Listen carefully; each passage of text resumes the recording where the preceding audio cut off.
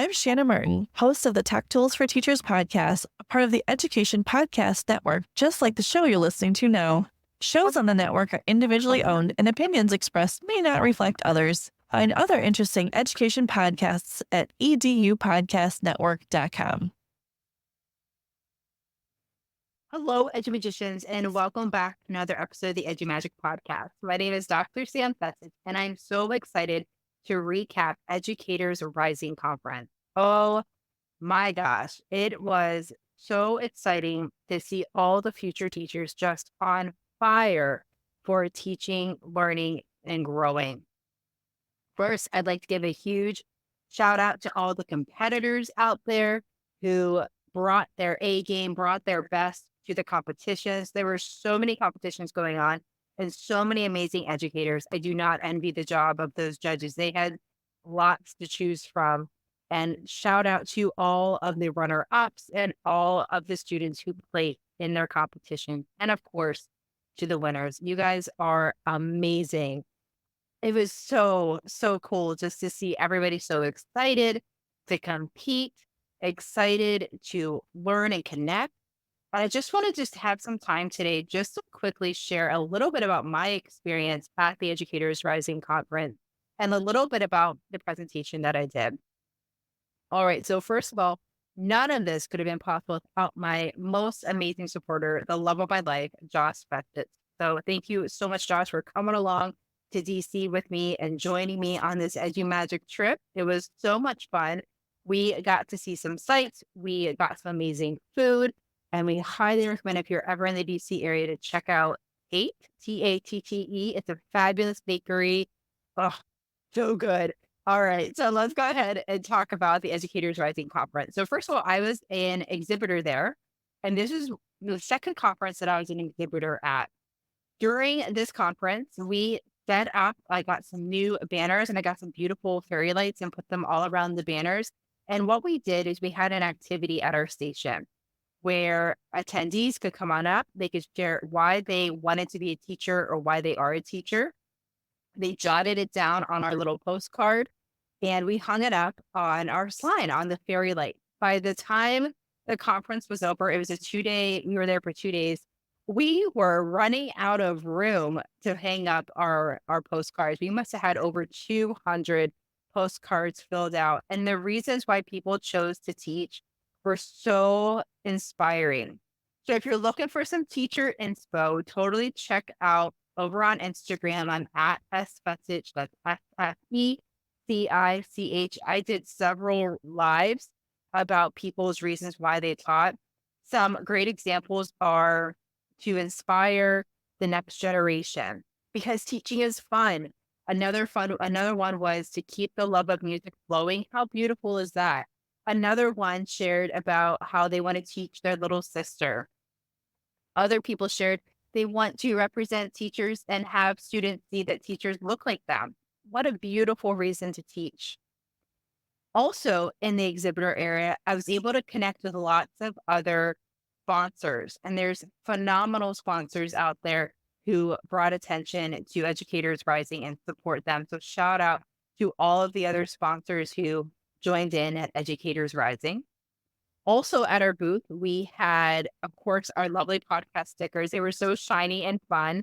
We had our books for sale, and then we were also sharing about the speaking opportunities that we do. We can come in to a college or a chapter or a high school, either via Zoom or in person, depending on where they're located, and do several talks. And some of the topics that I most frequently book for is one is EdTech Without the Overwhelm, where we go and we look at several EdTech tools, but not just, wow, look at these awesome shiny tech tools, but we actually encountered in the Danielson Framework for teaching. So we pull 2 or 3 and we talk about how they relate to the Danielson Framework for teaching. Then we have a nice framework to look through these EdTech tools. And what's nice about it, EdTech tools change out. So the speech always changes out, but the skills stay the same. So if we're looking at Nearpod and Pear Deck, we're looking at interactive presentations, for example, under domain 3, engaging learning experiences. The skills stay the same for the drag and drop and why you want to have interactive presentations, but the tools might be a little bit different. Another talk I'm often booked for is AI and UDL. So looking at the artificial intelligence tools that are out there, but this time looking at it through the CAST UDL framework and looking at different tools that support each of those three regions. And then the last one that I'm booked for most often, and the one that I did during the Educators Rising conference, was called AI Without the Overwhelm. And funny story, I kind of decided to change it up a little bit, literally at the last minute before we left for DC. I'm telling Josh, I'm like, Josh, okay, this is my idea. AI in my talk is kind of like s'more. And he goes, I don't know about this, but just stick with me for a minute. So the graham crackers are like our boundaries. So let's define AI and let's talk about the benefits and the consideration when it comes to choosing AI and using AI tools. So those are our graham crackers, defining it. What is it? What's the history? How would we define it? What's strong versus weak AI? And then what are some benefits and what are some drawbacks to using AI as a teacher? Our marshmallow in this example would have been the Danielson Framework for teaching. I feel like if Charlotte Danielson and I would have met in real life, I feel like we would be besties. I always talk. Anyway, the marshmallow, which sticks everything together, sticks the graham cracker and the chocolate together, it's like our Danielson framework. We have to have a sticky framework to look through these AI tools because it can get super overwhelming when we're looking at AI tools. Like, what do we use? Why should we use this one over that one? What do you recommend? Where do I even get started? So looking at it through the framework, and that's exactly what we did with our marshmallow. We looked at it through the Danielson framework. So we identified AI tools, which would be our chocolate, because we can change that chocolate out, right? We can change it out for Reese's peanut butter cup. We can change it out for a Kit Kat bar. We can change it out for a crackle or a crunch, or we can just go old school with our Hershey's chocolate. That I kind of like the Hershey's chocolate and the Reese's. Anyway, our AI tools are the chocolate pieces. We can switch that out, but our framework, our marshmallow, and our boundaries, our graham crackers all stay the same. So what we did during the talk is, of course, we talked about our favorite add-in for s'mores. Hershey's chocolate got huge shout outs. In fact, I'd love to hear your favorite s'more add-on. So please DM me over on Instagram, again, at Fecich, Fecich, your favorite add-in for s'mores. I'd love to know that. But we looked at it through the Danielson framework. So as we're reviewing these tools, we're looking at, okay, here's some elements of domain 1. Here's where it fits into domain 3. Here's some domain 4 pieces. So for example, when we're looking at tools like EduAide, EduAide, and we're looking at Magic School, we're looking at those different bots and things or assistants to identify features of the Danielson framework. So they both have like an email responder. There's assessment. There's rubric builders, lesson plan generators, unit plan generators, syllabi, all sorts of things that you can use. And now we can find those bits and pieces and match it up with the Danielson framework. So just those two, for example.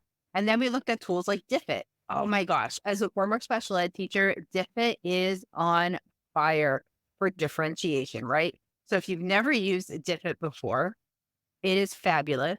You can search for content, you can upload content, and you can differentiate it for different grade levels. You can translate it. You can get a summary of your text, vocab words. And I know I sound like an infomercial, but it's so true. You can also have student activities from Google Slides, Google Docs, Google Form. Beautiful, beautiful tool. And another tool that we checked out for engaging students in learning to be domain 3 is School AI and their spaces. So they have spaces where you can chat with historical figures. You can chat with authors. Oh, we chatted with Cleopatra, and she gave us some makeup tips. And we also chatted with Abraham Lincoln. And we talked about the important papers that he hid under his hat and how tall he was, I think, was the other question that we asked. And then we discussed, how can we use some of these tools in our classroom? How can some of these tools help save us teacher time? For example, writing an email back to a parent or a family member. Sometimes in the moment, we have an email, we don't want to send it just yet, we are having our feelings, and that is okay. We can pull that content and pop it into a tool and they make this sound more professional.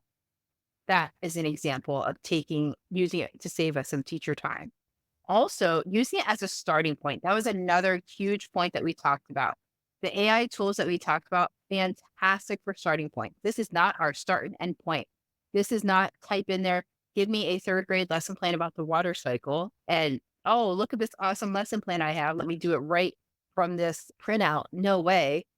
Instead, this is a starting point, maybe an idea generator, or you like the outline, or maybe you like the anticipatory set or the conclusion. Because as I was looking through some of these lesson plans that AI developed, and we know that AI is just looking at patterns of data and pulling it into our response. It looks magical, but it's really just pulling patterns. When we're looking at the lesson plan responses that it's giving back to us, it's really not A work. I would say a C, maybe a C plus, depending on what the topic was. And we know that if we prompt it better, for example, using the prep and edit method, it gives us a better response, but still, it's not the end all step in lesson planning and design. The AI does not know your student. You do. So friends, I just wanted to jump in and give you a quick little snippet of the talk that I had at Educators Rising. If this is something that you are interested in and having me come and speak with your chapter or with your educational group or with your class, please reach out. I'm happy to have that conversation with you. And something really fun we got to do, because it was a s'more theme and it's in the summer, Josh and I packed 150 little snack bags for each participant. So when they came in, they had little snack bags on their chair, and in their snack bag was some Teddy Grahams and a little fun-sized chocolate bar like Hershey's or a Reese's peanut butter cup or Kit Kat, Crackle, all those different types of little fun-sized chocolates. We were going to put marshmallows, but they were individually wrapped. So we're like, now we have 3 bags of mini marshmallows. Just have some fun. Maybe we'll make some STEM towers with those with our daughter. She loves to do that. All right, friends. I hope that this talk was helpful. Again, please reach out if you are interested in having me speak with your chapter, your class, your educational group, or organization. I'm happy to have that conversation with you. Have a fantastic week. And remember, we've had the EduMagic. Welcome to the EduMagic New Educator Podcast, the go-to show for supporting new educators navigating the EduMagic New Educator Podcast to the classroom. If you found it helpful, Dr. Sam Fecich, and review or share it with a friend. Inspiration, advice, and practical strategies, one cup of coffee at a time.